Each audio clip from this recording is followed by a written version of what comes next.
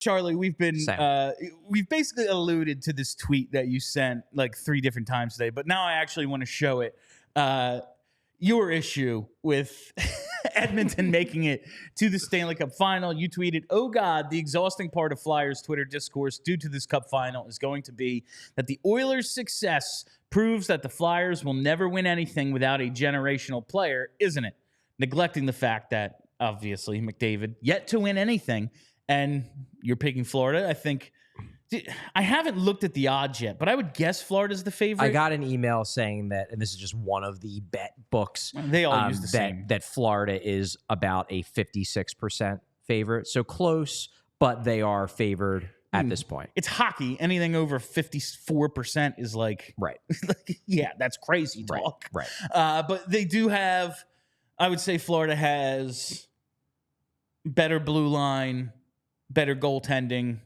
All around they're the better team. Better forward depth. Yeah, like better depth. Yeah. But Edmonton just has those 2 guys that the way we've always talked about goalies, like, you need to steal a game in every series. You need to steal one whole series. It's like, man, Draisaitl and McDavid, they're going to be consistent. Like, they're going to just put up points because that's what they do. They're points machines. Yeah, of course. But they can just go nuclear, like once or twice, and that kind of ruins your series. Like, Florida could outplay them for 6-7 games. McDavid and Draisaitl just go wild. What are you going to do? Well, but again, I guess this really goes back to my overarching philosophy about it really influences all of what I say when I'm analyzing things like the playoffs and analyzing things like individual players and whatnot. My view of the playoffs is that you want to put yourself in position every year where you are one of the 5 or 6 best teams. And that is how you position yourself best to win a cup. But once you're one of those 5 or 6 best teams, whether you win the cup on any given year, it's fucking luck. Yeah. It's about whether your guys stayed healthy at the right time. It's about whether calls went your way. It's about whether your goalie happened to get hot at the right time. Like, yes, you have to be one of the best teams to be a legitimate cup threat. Both of these teams are. Both Florida and Edmonton, I would comfortably put in the top 5, if not top 3, of best teams in the league. But once you're in that group, it is kind of luck. And that I will always believe that it's not like, oh man, this just, if Edmonton wins the cup, they're the best team this year. Like, no, they won the tournament.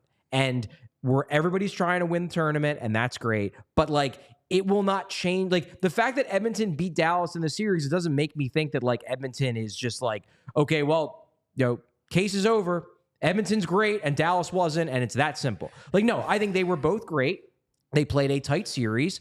The final game of the series, Dallas outshot Edmonton like 36-10 and didn't win because McDavid went into God mode one time, and Stuart Skinner, who a week and a half ago almost got benched for Cal Pickard, remembered he can play well in goal and stood on his head. This was kind of good.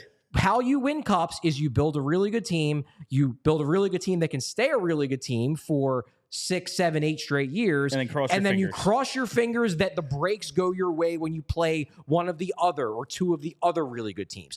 For Dallas, they played 2 other really good teams, beat them both. They couldn't beat a third. It happens. Like, that's looking at Dallas's path, what would have been their path to the Stanley Cup final. Like, you beat the last 2 Stanley Cup champions and top 5 or 6 teams in the league. Everyone would probably agree. Yeah. Vegas and Colorado, right they were contenders. I bet you if you looked at percentage of hold in Vegas, those 2 teams were as close to the top as anybody. At the start of the playoffs, I absolutely would have said, like, if I'm picking the 6 teams most likely to win the cup, all 3 of Vegas, Colorado, and Dallas would have been in that list. And so would Edmonton have been. They beat 2 of those teams, and then they ran in to Connor McDavid. Yeah, who was playing like peak Connor McDavid. I always say, if you make the conference final, and granted, yes, we talked before the show, like that Montreal team a couple of years ago, no, they were not one of the best teams. Stunk. Outliers happen, crazy dumb shit happens. It's hockey, it's basically pinball out there. But I believe if you reach the conference final, you're good enough to win the cup. You're on the right path. Yeah, absolutely. You're at least on the right path. You're at least on the right path, to be sure. And it's just now, these are the teams that made it. the way we do tournament, the way we determine champions here in the U.S. especially, like a best of 7 4-round tournament where not everyone plays everyone and there's just different crazy, especially the seeding of the NHL, which is freaking insane, where they're just like, I don't know, you're going to play some division team and then like, yeah, you have the second best record. Sorry, you're going to play the third best record. Like it's just absolutely wacky. And now we determine the champion and they're the best. And yeah, the cup is the ultimate goal. That's how we say who the champ is. But I don't know if it's any better of a way than like, hey man, we just played 82 of these things and this team, like the Rangers had the best record and like all that. Like what's the difference? But like the idea that Edmonton beating Dallas is proof that you can't do it Dallas's way. You can't do it without a generational guy, because like, and I've gone through this back and forth with people and I've been like, okay, so then what's your solution? Is your solution that if you're not Edmonton or Colorado, if you don't have, you know, one of McDavid, McCarr, or McKinnon, if you're not one of those two teams, then you should just like that a truly rational NHL would be those two teams playing for the cup every year and everyone else tanking. Like that, because, well, you can't win without a generational player. Like it's stupid. You can build a really good team a lot of different ways. And it's not like, well, if you don't have Sidney Crosby or Alex Ovechkin, you're fucked. Like that is such a short-sighted, lot of not them won the cup. It's such a short-sighted, limited way to evaluate the way teams should be built. And that was what I was railing against, was this idea of like, well, if Matvei Michkov isn't one of the 3 best players of his generation, then the Flyers should go back to tanking because, well, that's just not going to get it done. Like literally last year, a team won that was a fucking expansion team that certainly never tanked. No. They were good literally from the jump. They went to the final their first year. Yeah. Like 2 of the last 5 champions very much were not, like the Blues, and you're like, oh, the Blues are an outlier. Why are the teams that don't fit your view like, oh no, they don't count? But all the teams that do, it's like, well, McDavid's never gotten to a cup final before, but this proves you need a generational player to win. No, you just want a generational player. Yeah, you know why? Because they're super fucking fun. But like the plan should not be, let's just suck every year until we get one and like just wait. Like shit, the Sixers did that. They have a generational player. And I was going to say, they can't get past the second round. Like, I do think the Sixers process kind of skewed all of our views of all the sports. It did. Because it like absolutely did. Basketball, especially in the Eastern Conference during the reign of LeBron James, yeah, you didn't have a chance. Like, guess who was going to the final every year? Him. So you probably were better off just hoping to wait him out and maybe you get a generational talent or 2 along the way. But I think like McDavid now in year like what, 8, finally getting there is proof like you need more. Like you can be the Stars, you can be the Panthers, who now are going to their 2nd in a row without a generational guy. Look at Florida. Like they have great players. They have Ekblad and they have Barkov, 2 guys they picked in the top 5. And it took them like 10 years to build a cup contender around them. Like there is not a one-size-fits-all approach to like, well, you just need top 5 picks and then that's it. Like there are a lot of different ways you can build a cup contender. And I'm not saying that like tanking doesn't work. If you get a McDavid, if you get a Bedard, if you get a Crosby or Ovechkin, yeah, you're friggin' set. But guess what? Those guys aren't in every draft. You're not guaranteed to win the lottery. You're not guaranteed to be bad at the perfect time to get an elite player. There are a lot of different ways to win cups. And I just think that like we shouldn't limit ourselves to thinking that like, well, it has to be done this way. No, you can do it a lot of different ways. You do need a lot of talent. You need a lot of talent. And that always has to be the goal, to get talent, to maximize how much talent you have under your cap by signing guys to good contracts, by drafting well, by trading well, by managing a team well. But it is not as simple as, well, you just need to pick in the top 5 straight years. Like I've had people with a straight face tell me that like, well, like, because when people are like, well, the Flyers don't have any top 5 picks, like, well, yeah, but they traded for a guy who was 6th overall and Michkov was 7th overall. Do they just not count? And they will look at me and be like, yes, they don't count. It's like, well, then Jack Eichel doesn't count. But like, so it's just the one pick, the 2 picks that they don't fit your model. You're overfitting the model.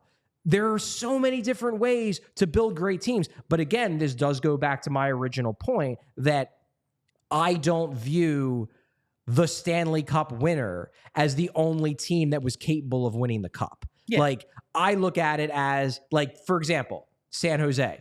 They never won a cup. They got there. They didn't actually get it done. But I think there are 1,000 other alternate universes, parallel universes, where the bounces went their way, and they did. Because you know what? For 8 years, they were a top 5, top 6, top 7 team.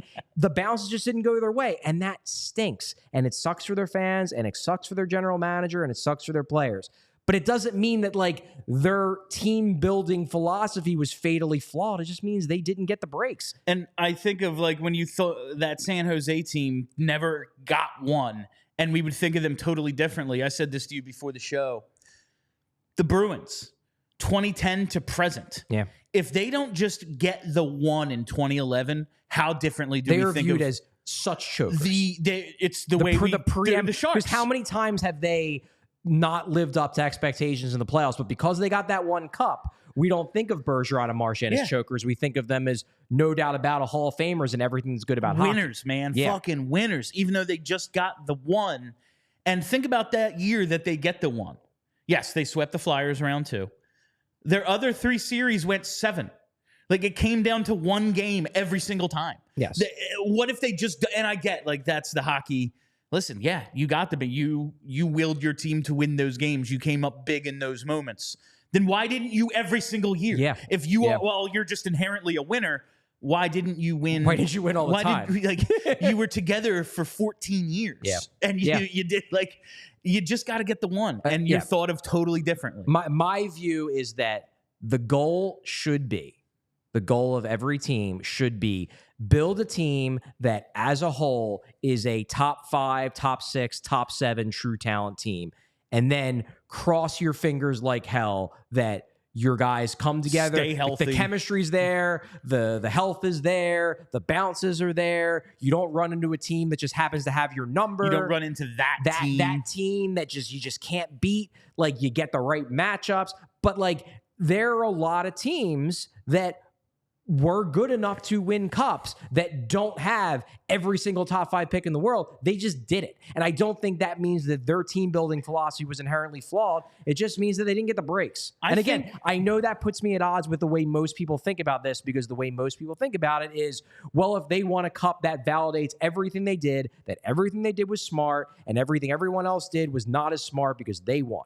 And my view is that if we picked champions the way that the Premier League did, where it's the team that has the best record at the end of a 38-game season or however many games they play, then I would agree with you. But we pick champions based on a fucking crapshoot of a tournament. And I don't think we should be making concrete evaluations on what works and what doesn't by whether a team happened to get the breaks in a short sample size playoff series.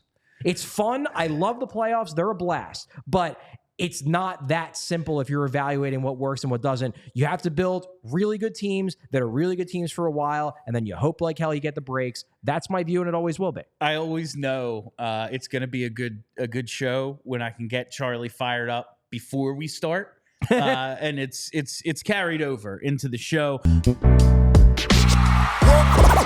all silly like the mayor.